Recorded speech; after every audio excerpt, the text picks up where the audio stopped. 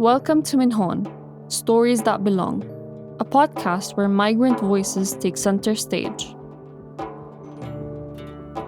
In each episode, we share personal journeys of migration, identity, and connection. These are stories of courage, culture, and community, told by those who live them. Whether you're a migrant, a neighbor, or simply curious, we invite you to listen with care, reflect deeply, and celebrate the voices that shape our shared world.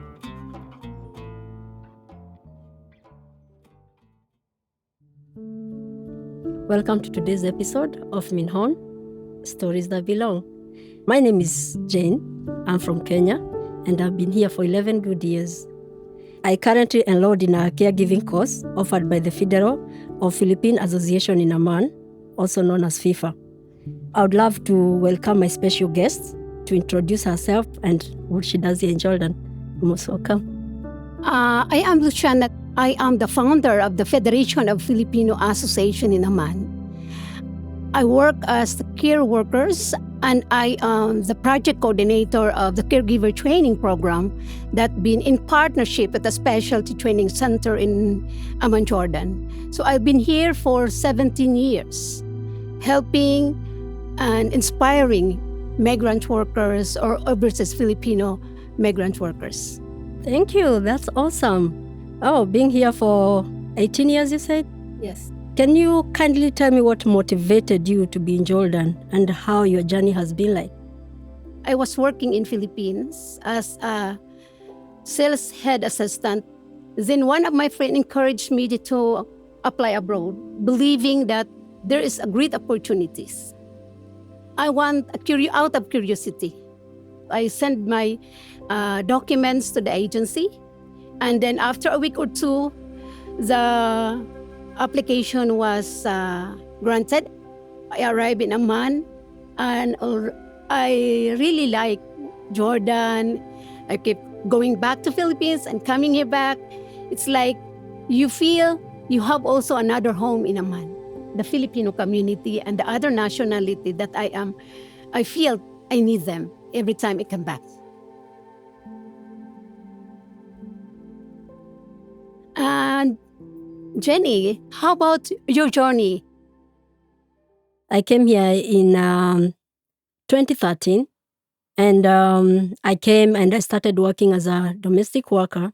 The person that I was working with, she was so nice to me, and for the 2 years I worked for her, I felt now I have gained enough skills that I can be able to give to my community. I would like to ask you, what was your first impression when you arrived here?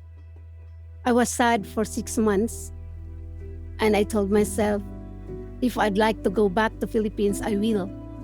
But because I was reading the contract, I know the obligations that I have with my employer, I stayed in Amman. Then later on, I already adjusted, and I feel comfortable. The people around you is also friendly. Anywhere you go, they feel that Jordan is like Philippines. And the first time I arrived in Amman, I worked in a sales lady. So my work is from the house to the shop to the house. It's like limited. And then all of a sudden, I asked my employer if I could be able to go to the church. So when I went to the church, I met Filipinos, and that started my journey as a leader. I believe being here is not just a coincidence, but being here is also a divine connection through God, that God has ordained you to be there to help as a community, as a person. Like me being here in Jordan, I feel it's much easier for me to communicate to different nationalities in a good way and be able to help them know what they're doing. And also the stability, the kindness of people here in Jordan. Luciana, I would like to ask you, before you mention about the Federation of Filipino Association in Amman, and I understand that you are the founder, can you please tell the listeners a little bit about and what it does? Since the establishment of the Federation of Filipino Association in Amman has grown into a vital support system for overseas Filipino workers, continuously evolving to meet the needs of the community. From its initial goal of uniting various Filipino organizations, FEFAA expanded its programs to focus on education, employment opportunity, welfare assistance, and community engagement. One of the most significant achievements has been the caregiver training program, which I personally negotiated with the Specialty Hospital Training Center in Amman. This initiative provides domestic workers with opportunity, increasing their employment prospects and improving their working conditions. As a volunteer program coordinator, I oversee to it the 6 months training and 40 hours on the job training session take place on every Saturday, allowing workers to participate on their day off. This program has been a resounding success, and I recently graduated 10th batch as this caregiver, expanding to include Indonesian, Kenyan, Jordanian, so that I open it to other nationalities. We even have neonatal training for newborn. We have also the nail tech. We call it cosmetology. And then every Friday, we had volleyball, basketball activities. So at least there is another alternative for them to enjoy the day off that they have. It's like a family for us. That's nice. You bringing the society together. What really inspired you to bring these communities together? In 2006, we were in the church and we started gathering community and they did not know where to go. I have to let them know what are the rights they have here in Amman, the limitations, the boundaries, because we know that in our country we have our laws to follow. In host country, we have to. We focus on the human rights of the workers. We give them the advices. As long as you've not been maltreated by your employer, just stay until you finish your 2 years contract because we are binding from the contract. After 2 years, of course, it's done. And then that's a moment you have to decide either you stay your employer or you find another employer or you go back to your country. This is the most important we advise for the migrant workers. Definitely, there are some challenges that you might have faced. How did you face the challenges? And how are you able to bring the communities together? Actually, as if you founded an organization, you have many challenges. I remain calm because I know that my goal is to empower them. I want the community to feel free, that they have a place that they can say what their problem is. Jane, since you talked previously about you stay in Amman for that 11 years and you are now advocating for your nationalities, can you please give me the brief or the activities you're doing for your community? I try to deal with is to get to know their rights. Most especially those who are in the houses. I try to show them the right path, not to run away from their workers, to be respectful to their workers, and to get anything they feel that they are threatened with. It's always good to speak out because there is a strength in your voice. When you talk, it really helps you a lot to get to know what you really need. But when you're silent, you stay there devastated. Also, even for those who are like imprisoned, who are in jails, how we can be able to reach out to them and get the solution on how they can go to their countries of origin without issues. And also, we make some trainings for them for like mental health. Also, we teach them about life skills. So as a leader, I try to see the greatest point or the weakest point of a person to bring them to greatness. Wow, that's cool. So at first, I had to start only by my community.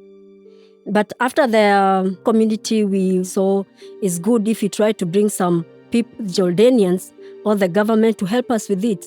And actually the government came in. There are some non-governmental actually that came in, and until today, they're still standing with us. They're still even providing the information that we need. It has been so helpful to us. So I would like to hear from you and to get to know, with the FEFAA, have the government stepped in to help you win? Actually, when the FIFA was established, our embassy was very helpful.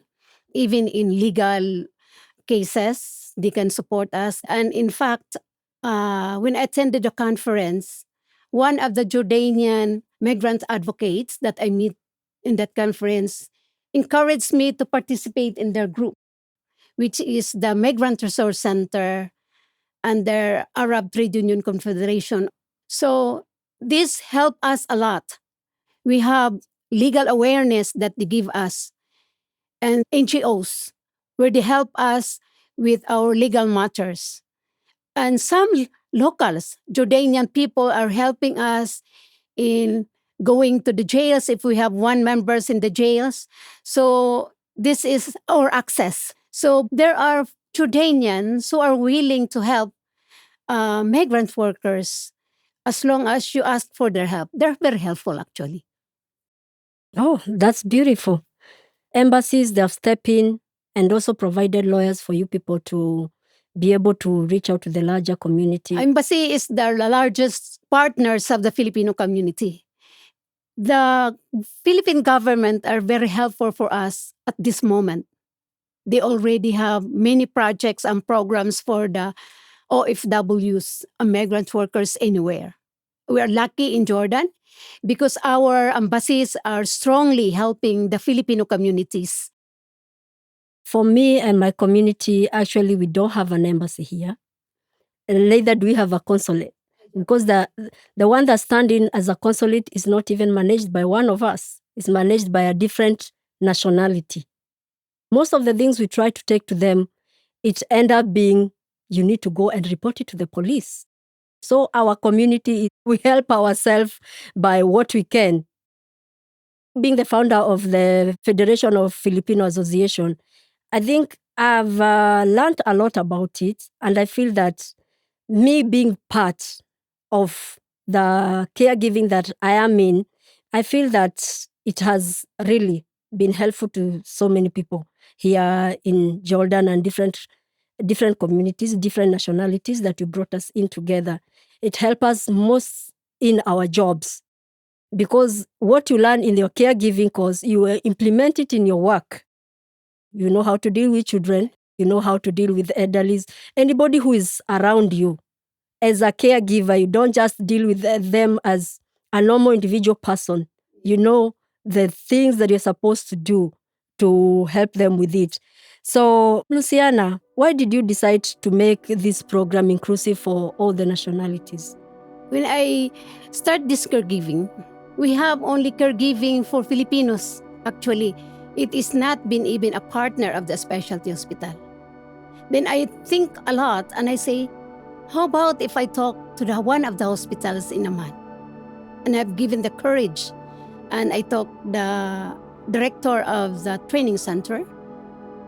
I discuss everything about caregiving in Philippines. And then we collaborated. And then I will open this to other nationalities.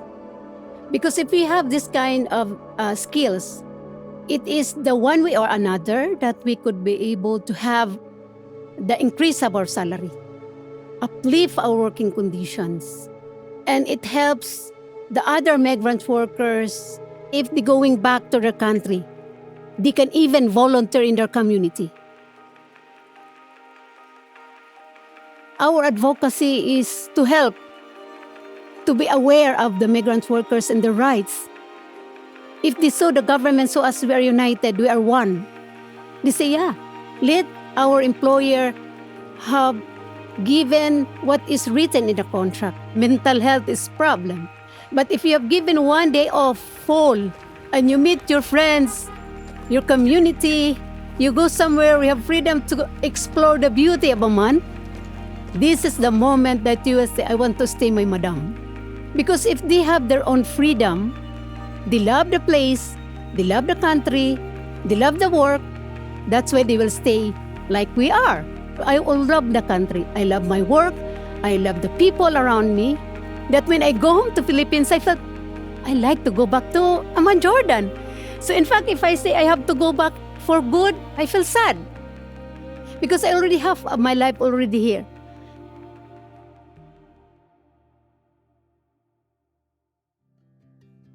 As a community leader, at the moment I am training leaders of the FEFAA. They are successors. According to me, I believe there's no one leader that exists. Being in a community, you train more people to hold the same responsibility, and even some of them, they can do even much better than you. So being a leader, you cannot sit in the same seat for a long time. You open a platform for people to step in. You show them the tactics, you show them what to do. So as for me, where I've reached for these 11 years, I feel with the people that I've trained and the people who have nurtured from different communities, not only my community, the legacy that I've left for those people is enough for it to be taken to a higher seat. And I believe they can move ahead with it to generation to come. So with the FEFAA, I believe it has been a great impact to you and a lot of things that you've been doing to the community. How do you see it in future? My goal only was within Amman. Along the way of my journeys, I find and I felt it's not only helping, but giving the legacy that this community was helping a lot of Filipinos to make their lives more meaningful. Especially when I have the project of caregiver. Some of them has been having a chance to go to Canada. I have even friends who have already graduated who's now working in New York as a caregiver. These are the legacy that FEFAA are doing. I want this to continue. Currently, FEFAA has already had the FEFAA returnees. Those who are now in Philippines, who have more experience, and this legacy from Amman to Philippines. And even you, when you go home to Kenya, you will remember me. These are the legacy that FEFAA and I believe will never forgotten by this community. Beautiful, and I hope it's going to be implemented on it. Now, to our listeners and to our migrant workers, which advice would you give to them? To those who are listening now, and to those who are willing to enroll the caregiver, caregiving is a continuous. So every 3 months, we open for the continuation of this project. So this is open for all. And to migrant workers, one thing I could say to them, let us be strong enough to believe ourselves, because we can achieve our goals in order to achieve our dreams. As for me, I believe to give other people strength to hold on what you know, my advice to the community or to the listeners that are listening to us and the migrant workers, always know where you belong in the right time, the right place, and the right moment. Is there any advice also you'd like to tell the Jordanian listeners and also our government? To the Jordanian listeners, we have to remember we are equal human beings. So migrant workers also are human. We have to treat them equally. I know some are loving their workers. They treat it like their family. But to those who don't, discrimination is one of the barriers that some of other migrant workers suffered.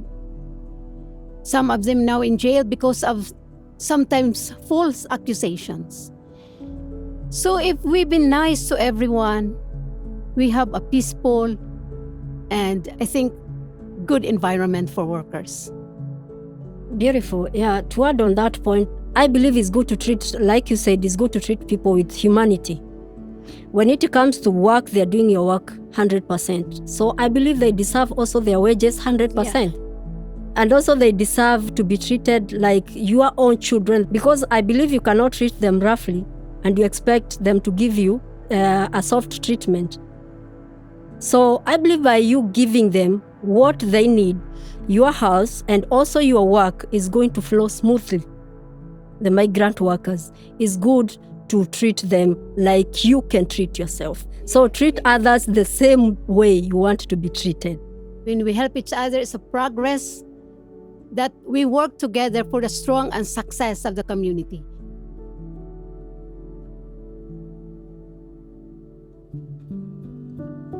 Thank you so much, Ma'am Luciana, for joining us.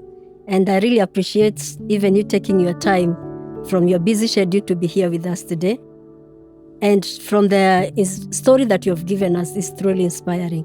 And for our community and to our listeners, thank you so much. God bless you.